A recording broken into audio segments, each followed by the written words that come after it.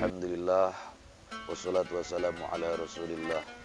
Allahumma sholli ala sayyidina Muhammad wa ala ali sayyidina Muhammad. Amma ba'du.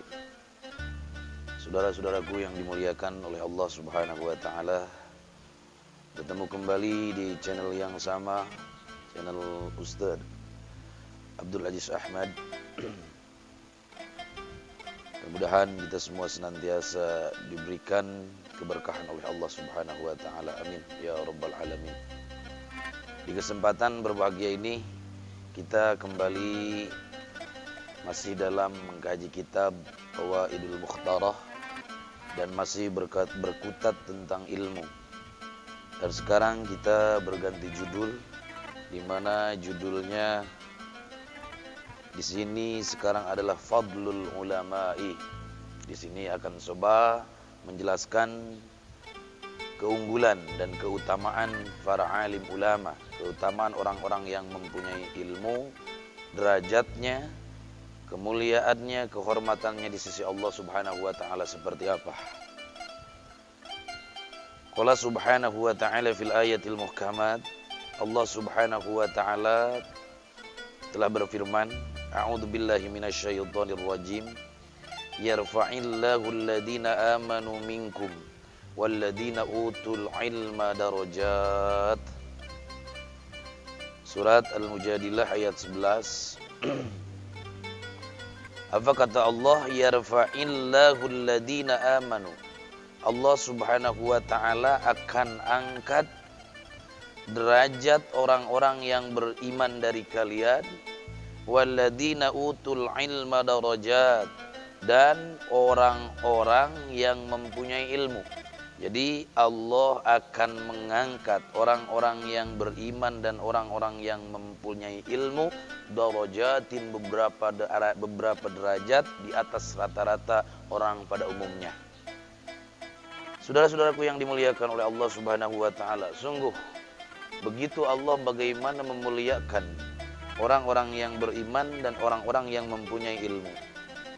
Ibnu Abbas mengatakan, lil ulama'i darajatun fawqal mu'minina bi sab'i mi'ati darjatin ma baina kulli darjataini masiratu khamsi mi'ati amin. Ibnu Abbas menjelaskan, siapa Ibnu Abbas ini? Ibnu Abbas ini adalah Abdullah bin Abbas, di mana Ibnu Abbas ini adalah ponakannya Rasulullah Shallallahu Alaihi Wasallam, dan Ibnu Abbas orang yang mendapatkan doa dari Rasulullah Shallallahu Alaihi Wasallam, Allahumma faqihhu fid-din wa 'allimhu ta'wil. Ya Allah, faqihkanlah dia di dalam agama, wa 'allimhu ta'wil, dan ajarkan kepadanya ya Allah at-ta'wilu min ta'wil. Makanya ada tafsir yang terkenalnya tafsir Ibnu Abbas. Apa kata Ibnu Abbas? Lil ulama'i darajatun fawqal mu'minina. Bagi ulama, orang-orang yang mempunyai ilmu, darajatun, mempunyai banyak derajat, fawqal mu'minina, di atas rata-rata orang yang beriman, bisa mi'ati darjatin, dengan 700 derajat. Orang yang beriman, orang yang berilmu, itu bedanya 700 derajat. Sedangkan ma baina kulli darjataini, antara setiap dua derajat, jauhnya satu derajat ke derajat yang lain, masiratu khamsi mi'ati amin. Itu adalah perjalanan 500 tahun, bayangkan. Jadi bagi ulama itu derajatnya berbeda dengan orang yang beriman. Orang berbedanya apa? Bedanya berapa? 700 derajat bedanya. Setiap derajatnya jauhnya adalah perjalanan 500 tahun. Bagaimana dalam kitab Nasrut Ta'rif halaman 145. Nah, ini penjelasan daripada Ibnu Abbas tentang ayat yarfa'illahu alladhina amanu minkum walladhina utul ilma darajat. Lama qarubat wafatul Mustafa. Bahkan ada satu kejadian ketika detik-detik sebentar lagi wafatnya Mustafa sallallahu alaihi wasallam, wafatnya Rasulullah sallallahu alaihi wasallam, Dajjatil ardu bil bukai ila maulaha. Apa yang terjadi? Bumi ini, bumi genjlong, bumi bergoyang, dan dia menangis. Menangis mengadu kepada Allah Subhanahu wa taala di detik-detik Rasulullah sallallahu alaihi wasallam mau wafat. Wa qalat, apa kata si bumi? Ya Rabbi, wahai Tuhanku, kanatil anbiya'u tamshi ala dhahri. Wahai Tuhanku, seluruh para nabi tamshi ala dhahri, mereka berjalan di atasku. Faman yamshi ba'dahum ala dhahri.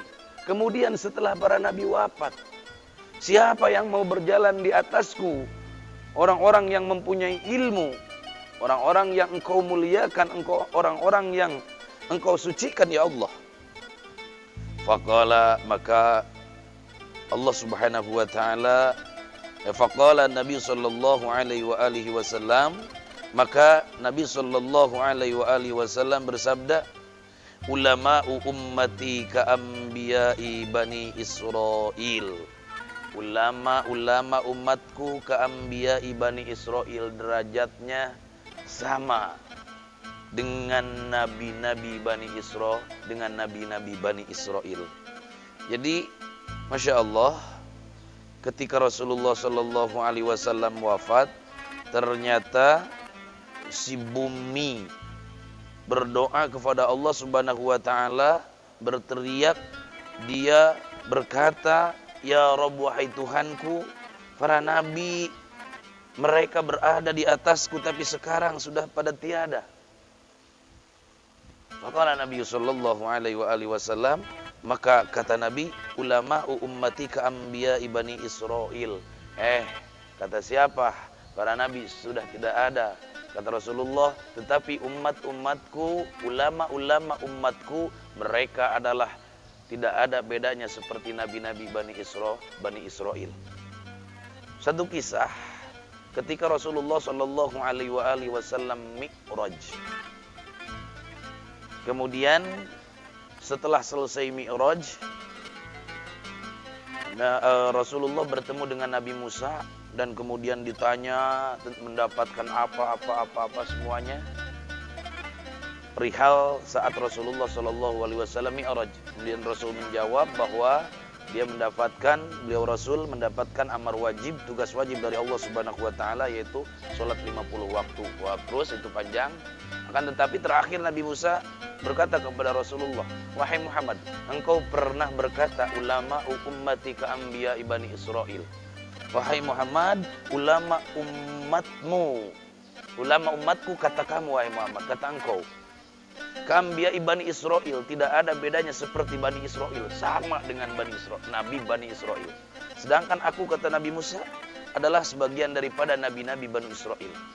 Aku ingin tahu seperti apa kecerdasan dan kepintaran daripada ulama umatmu ini. Akhirnya Masya Allah, Rasulullah Sallallahu Alaihi Wasallam berdoa kepada Allah, munajat kepada Allah. Akhirnya kemudian didatangkan ruhnya Imam Ghazali. Itu 500 tahun lagi Imam Ghazali lahir, maka didatangkan ruhnya, dipanggil oleh Rasulullah Sallallahu Alaihi Wasallam. Setelah ruh Rasulullah Sallallahu Alaihi Wasallam datang di hadapan Nabi Musa, kemudian Nabi Musa bertanya langsung kepada Imam Ghazali, wahai fulan, wahai saudara, masmuka, siapa nama engkau? Kemudian Imam Ghazali menjawab, ana Muhammad bin Muhammad Al-Ghazali. Kata Imam Ghazali, aku Muhammad bin Muhammad Al-Ghazali. Akhirnya Nabi Musa berteriak lagi, wahai anak muda, aku tidak bertanya siapa bapakmu, siapa kakekmu, siapa nenek moyangmu. Yang aku tanyakan adalah siapa namamu. Tinggal jawab saja, siapa namamu. Pakai menjawab dengan nama bapak, kakek dan sebagainya. Akhirnya Imam Ghazali tidak kalah set juga. Apa kata Imam Ghazali? Ya Nabi Allah Musa alaihi salam, wahai Nabi Allah Musa alaihi salam, bukankah engkau juga pernah ditanya oleh Allah Subhanahu wa taala yang diabadikan dalam Al-Qur'an. Ya Musa, wa ma biyaminika ya Musa? Apa yang ada di tangan kananmu wahai Musa? Kemudian engkau menjawab, hiya asoya, atawakkau biha ala ghanami, bla bla bla bla dan seterusnya. Dalam Al-Qur'an, engkau juga menjawab ketika ditanya oleh Allah Subhanahu wa taala, wahai Musa, apa yang ada di tangan kananmu? Bukankah engkau menjawab, ini adalah tongkat, di mana tongkat ini menolong aku untuk menggiring kambing, menolong aku untuk membawa perbekalan, menolong aku untuk mengeprak-ngeprak, ya kan, mengusir-ngusir air embun di pagi hari dan sebagainya. Itu gunanya. Bukankah engkau juga menjawab seperti itu? Padahal Allah bertanya, apa yang ada di tangan? Apa ada yang ada di tanganmu? Tapi kenapa engkau menjawabnya dengan bertele-tele, dengan begitu detail? Akhirnya Masya Allah Rabbana Karim, ditegur Nabi Imam Ghazali oleh Rasulullah, ta'adab ya Ghazal, wahai Ghazali, adablah engkau, di depanmu itu adalah Nabi Allah Musa alaihissalam. Nah seperti itulah contoh daripada ulama ummati ka'ambiya Bani Israel. Nabi Musa ingin contoh seperti apa ulamanya Nabi Muhammad, maka didatangkan. Ikhwani fillah, saudara-saudaraku yang dimuliakan oleh Allah Subhanahu wa taala. Jadi sungguh begitu tinggi derajat seorang ulama ini, bahkan sampai-sampai Nabi mengatakan ulama umatku derajatnya sama dengan nabi-nabi Bani Israel, sama dengan nabi-nabi Bani Israel. Inna Allah zayyana as-sama'a bi thalathati asya'a. Dalam satu makalah, satu kalam, Al-Habib Ibrahim bin Zain bin Ibrahim bin Smith mengatakan, sesungguhnya Allah Subhanahu wa taala zayyana as-sama'a, menghiasi langit bi thalathati asya'a, dengan 3 perkara. Yang pertama, Allah hiasi langit bisyamsi, dengan matahari.